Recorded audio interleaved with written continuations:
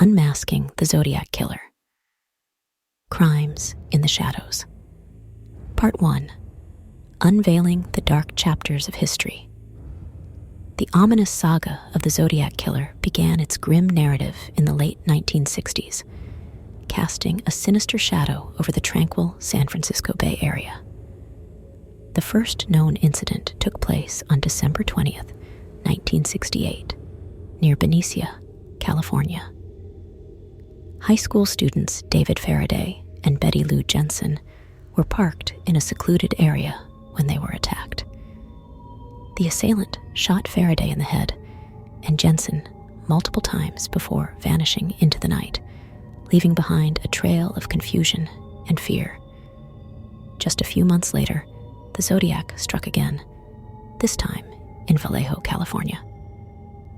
On July 4th, 1969, Darlene Ferrin and Michael Mageau were enjoying an evening in their parked car when a man approached and opened fire. Ferrin died at the scene, while Mageau survived despite being shot multiple times.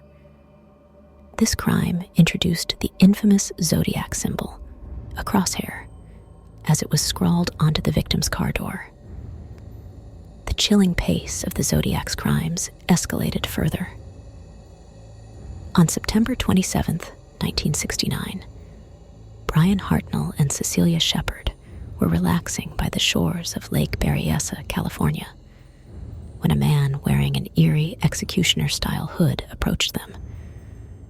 Armed with a knife, the hooded figure bound and stabbed them, carving his notorious symbol into Hartnell's car door. The attack was accompanied by an unnerving phone call to the police, during which the assailant claimed responsibility and referred to his victims as lovers. Less than a month later, the Zodiac struck yet again in San Francisco. On October 11th, 1969, cab driver Paul Stein was murdered in cold blood, and the killer's modus operandi shifted as he left behind a piece of Stein's shirt with the Zodiac symbol emblazoned upon it. This marked the beginning of the Zodiac's direct communication with the media, sending a letter confessing to the murder and including a piece of Stein's blood-soaked clothing as proof. The dark chronicle of the Zodiac Killer continued with a series of letters, ciphers, and eerie taunts.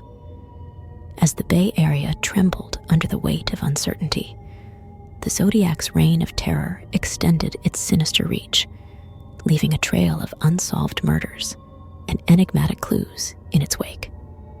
Part 2. Unmasking the Shadows of Suspects. As the Zodiac Killer continued to sow fear and confusion across the San Francisco Bay Area, law enforcement agencies and armchair detectives alike embarked on a quest to unmask the shadowy figure responsible for the chilling crimes.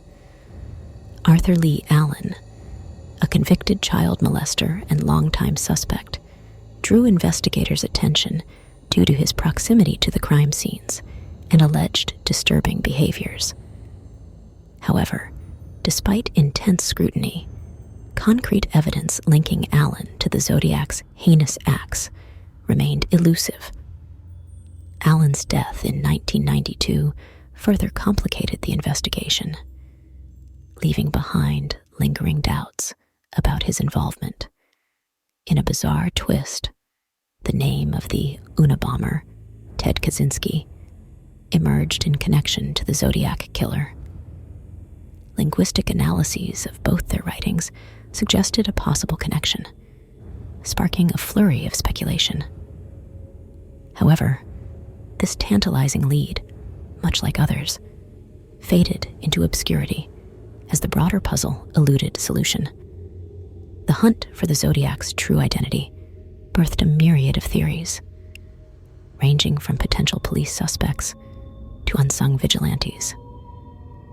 Suspects such as Richard Gaikowski, a journalist with alleged ties to the Zodiac, and even the celebrated mystery writer Arthur Conan Doyle were considered. Yet, the elusive killer's identity remained shrouded in ambiguity, further deepening the chilling mystery that had captivated the nation. As time wore on, the once active investigation slowed, but public fascination only grew stronger. Documentaries, books, and podcasts dissected the case, drawing in armchair detectives and igniting renewed interest in the chilling enigma of the Zodiac killer. Despite the lack of definitive answers, the shadow of the Zodiac continues to loom large, etching its eerie presence into the annals of criminal history. Part 3.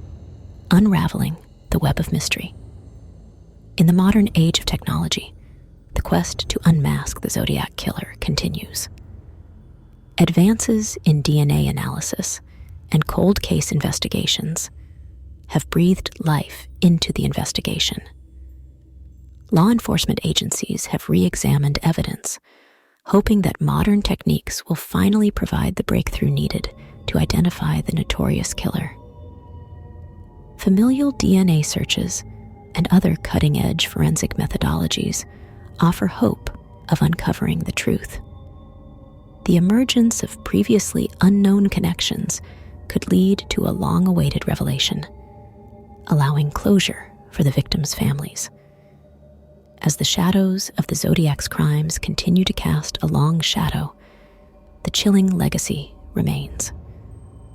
From the ominous cryptograms to the unsolved mysteries that haunt the case, the Zodiac killer remains an emblem of both terror and fascination.